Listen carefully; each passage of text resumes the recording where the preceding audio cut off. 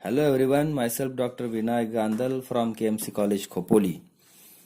Today we are going to learn how taxable income under house property is calculated.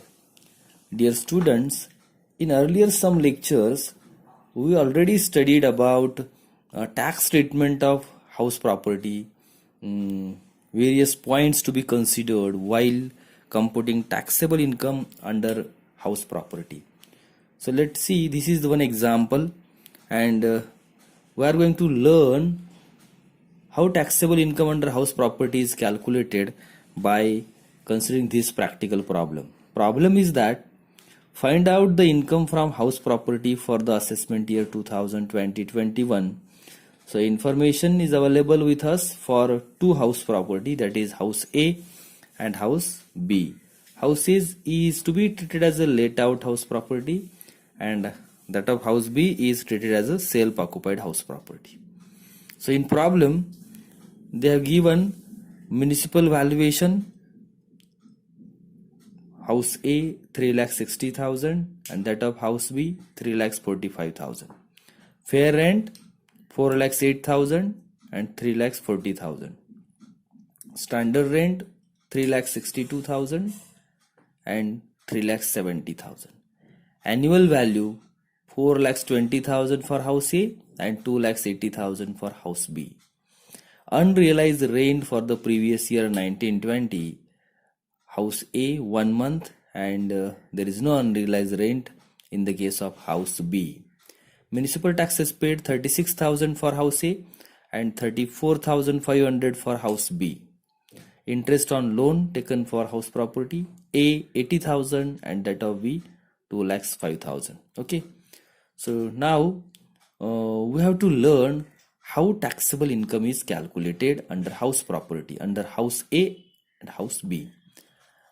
Already it is given in the problem, house A is to be treated as a let out house property and house B is a self occupied house property. So now we have to calculate taxable income of both the house properties. But keep it in your mind, house A is a let out house property and house B is a self occupied house property. Okay, so by considering all these points we have to find out the taxable income under house A as well as house B. Okay, so for that purpose here we need to prepare some columns like this, that is computation of house property, computation of income from house property for the assessment year 2020-21. Particulars column is there, house A and house B. So remember, house A is a let out house property and house B is a self occupied house property. Okay, so in this case first of all we have to consider various steps. So as you know that the basis of charge under house property is gross annual value. Okay, so first of all we need to calculate gross annual value, and I think you all are aware about gross annual value of self occupied house property is always nil. So first of all we have to consider the various steps to find out the gross annual value for house A, that is let out house property. Okay, so first of all we have to consider step first. Okay, step first, and step first is related with reasonable letable value. Reasonable letable value, that is RLV. Okay, and in this case RLV, that is reasonable letable value, is to be calculated by considering 2 points. That is number 1, municipal valuation or fair rent, whichever is more. whichever is more. Okay. So in this problem, municipal valuation of house A 3,60,000 and fair rent 4,08,000, means from these two amounts more amount is 4,08,000. So we have to taken into account 4,08,000. Okay. Then again we have to consider standard rent. Okay. Standard rent. In this problem, standard rent of house A is 3,62,000. So we have to write here 3,62,000 as a standard rent. Okay. So under first step, the rule of first step is reasonable lettable value is to be calculated as municipal value or fair rent, whichever is more, but subject to standard rent. Means least from these two we have to consider as a RLV. So least amount is 3,62,000. Okay, that is called as RLV, that is reasonable lettable value. Now we are not going to consider these municipal reasonable lettable value in the case of self-occupied house property, because gross annual value of self-occupied house property is nil. So according to first step, we got an RLV, that is rupees 3,62,000. So then we have to consider step second. Okay. And step second is related with actual rent. Actual rent. In this example, actual rent means annual rent given, that is 4,20,000. Okay. So before considering this, we have to understand the rules regarding step second for the purpose of computation of gross annual value. The rule is that if actual rent is more than reasonable lettable value, then actual rent is taken into account as a gross annual value. And if actual rent is less than reasonable lettable value due to loss of vacancy or any other reason, then we have to consider step third. So first of all, in the step second, we have to consider whether the actual rent is more than or less than reasonable lettable value, that is rupees 3,62,000. Okay. So as per the information given in the problem, annual value means annual rent is 4,20,000 and unrealized rent is 30,000, as well as there is a period of vacancy for 1 month. Okay. Means the flat or the house is remain vacant for 1 month. So the annual value of house A is rupees 4,20,000. Okay. We have to deduct unrealized rent from the annual value, and unrealized rent in the case of house A is 30,000. Okay. So we have to deduct 30,000 from 4,20,000 and then we'll get the amount, that is 3,90,000. Okay. Even there is a loss of vacancy period, we have to deduct also loss due to vacancy, and loss due to vacancy is that 1 month. 1 month. So we need to calculate 1 month rent. So the total annual value, that is 4,20,000 for 12 months. So we have to calculate here the 1 month's annual rent. Okay, so 4,20,000 divided by 12, the answer is 35,000.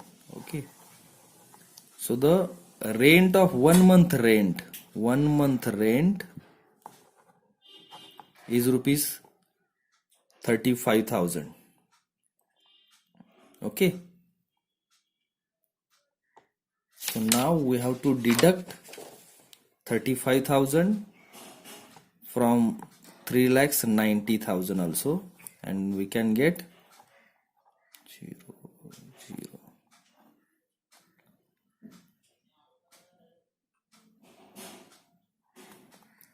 3,55,000. Okay, so in this case actual rent is rupees 3,55,000, and the rule of step second is that if actual rent is more than reasonable letable value, then it will be taken into account. So in this case, according to step second, the actual rent is 3,55,000. It is not more than RLV. So in this problem, second step is not applicable, and we have to consider step third. Okay, and under step third is applicable when actual rent is less than expected rent due to loss due to vacancy or any other reason. So in this problem there is unrealized rent also and 1 month vacancy period also. So we have to calculate here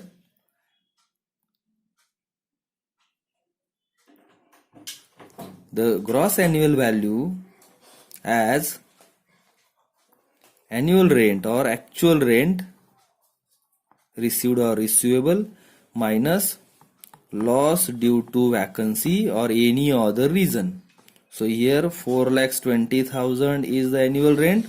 We have to deduct it from 30,000 as well as 35,000. So actual amount, that is 3,55,000. Okay, so according to step third, we have to consider 3,55,000 as a gross annual value. Got it? So in this example, by considering these step 3, first, second and third, we found out the amount of 3,55,000 as a gross annual value. So we have to write over here 3,55,000, that is gross annual value. Okay,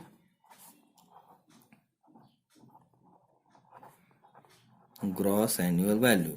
So in the case of house A, which is let out house property, the gross annual value is 3,55,000. Simultaneously, we have to consider self-occupied house property, that is house B also. And as you know that in the case of self-occupied house property, gross annual value is nil. That's why we have not considered any these 3 steps for the purpose of calculation of gross annual value.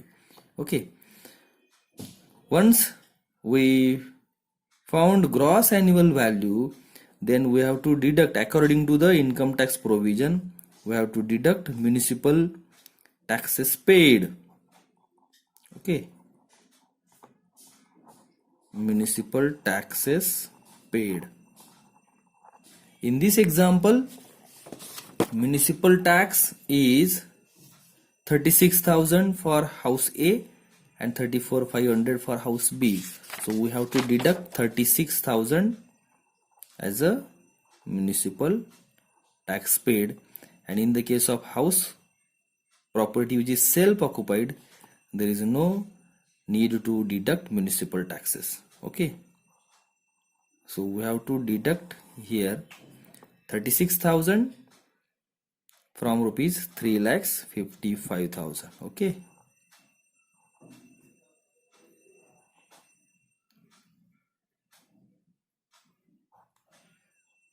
So 3,19,000 is a net annual value.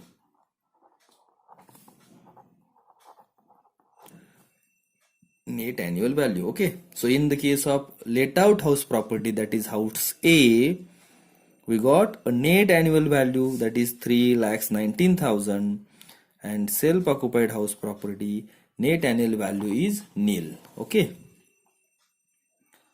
So once we got a net annual value, then we have to consider another steps, that is deductions under section 24.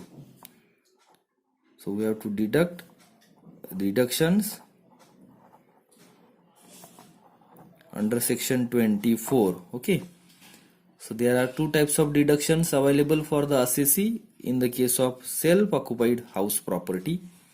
So first deduction assessee can avail, that is standard deduction.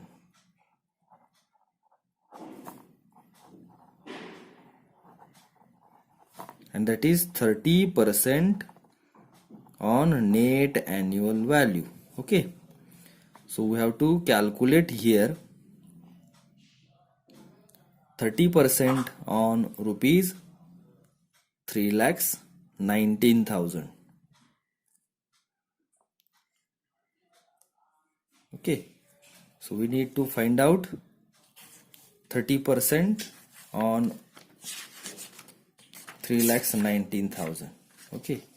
So just a minute. Okay. 3 lakhs, 30%, that is 90,000, and 30% of 19,000 is 10,000 here, and 2,700. Okay. 95,700. So standard deduction is 95,700, and 30% on nil amount, that is also nil, so not necessary to find out the standard deduction on gross annual value, which is nil. Okay. Second deduction the assessee can avail, that is interest on loan or borrowed capital. So in the case of house A, interest on loan is 80,000, and in the case of house B, interest on loan is 2,05,000. So the provision for deduction under section 24 for interest on loan taken for house is that in the case of let out house property, whatever amount of interest is paid, that is to be allowed as a deductions. So we have to write here interest on loan. So in case of house A, amount of interest is 80,000. Okay. And what about self-occupied house property? According to Income Tax Act 1961, section 24, while getting the deductions or availing a deduction under section 24, specifically in the case of self-occupied house property, the interest on loan is allowable as a deduction up to rupees 2 lakhs. And in this example, interest on loan is 2,05,000. So we have to, the assessee can avail the benefit of 2 lakhs as a interest on loan taken. Okay. So once deduction under section 24 has been given, then we can get taxable or income from house property. Okay. Income from house property. So in the case of let out house property, so the net annual value is 3,19,000. 3,19,000. We have to deduct it, that is 95,700 and 80,000. Okay. So the aggregate of both the amount, that is 1,75,000 700. So we have to deduct here 1,75,700 from 3,19,000. Okay.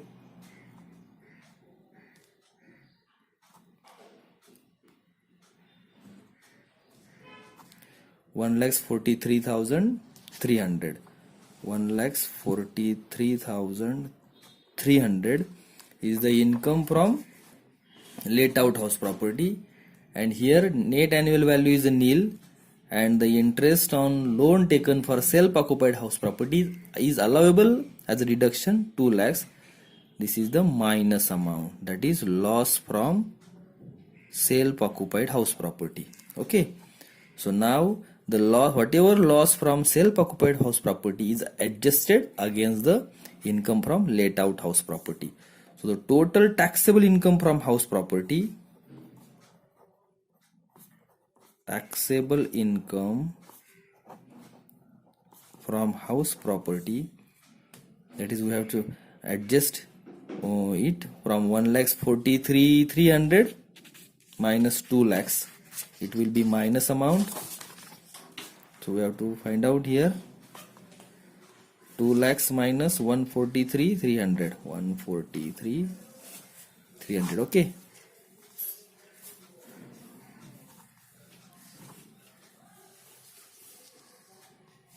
$56,700. 56,700 is the minus amount, that is called as loss from